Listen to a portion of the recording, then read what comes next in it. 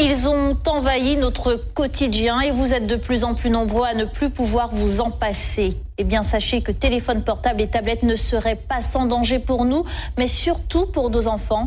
Ce soir, vous allez entendre le témoignage d'un Martiniquais frappé par un cancer de l'oreille interne.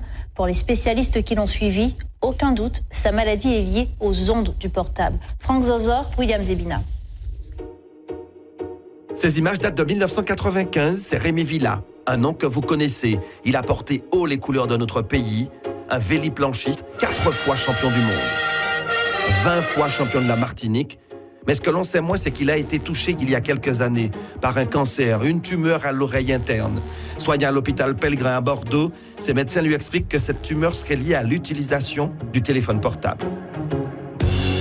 Les médecins m'ont dit clairement, tout ceci est dû au téléphone portable. Notre service pour les tumeurs à l'acoustique a été augmenté par 5, multiplié par 5 depuis l'avènement du portable. Je fais tout ce qu'il ne fallait pas faire. Dormir avec un téléphone à côté de ma tête, à 30 cm de ma tête. Chose à ne jamais faire. Donc il faut éteindre impérativement son téléphone portable quand on est dans une chambre ou le laisser à l'extérieur.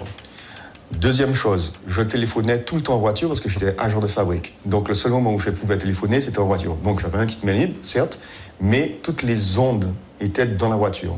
Et à Bordeaux, les spécialistes lui ont expliqué comment les ondes magnétiques du portable agissaient sur l'oreille interne. Vous avez dû pu contraster par vous-même que quand vous téléphonez longtemps, votre oreille chauffe. Et bien ça, qu'est-ce que ça fait? Ça simplement cuit votre oreille. Et donc l'oreille interne est extrêmement fragile. Et donc, parce que c'est tout petit organisme, etc. Donc forcément, on l'abîme, on la cuit et on finit par la détruire. Donc le téléphone portable, quand quelqu'un m'appelle, je l'utilise comme ça, microphone allumé, et je parle. Ou bien, loin de la tête. Loin de la tête, jamais comme ça. Et puis, il y a les conseils aux parents concernant l'utilisation des portables pour les enfants. Le médecin me disait très clairement que le pire va arriver parce qu'aujourd'hui, les parents donnent les téléphones dès l'âge de 10 ans, voire même avant à leurs enfants, et les enfants dorment avec leur téléphone. Alors ça, le cerveau n'est pas encore construit, etc. Donc il est encore plus sensible et les dégâts seront plus importants encore. Et pour confirmer les propos de Rémi Villa, ce rapport de l'ANSE, l'Agence nationale de la sécurité sanitaire et de l'alimentation, rendu public la semaine dernière.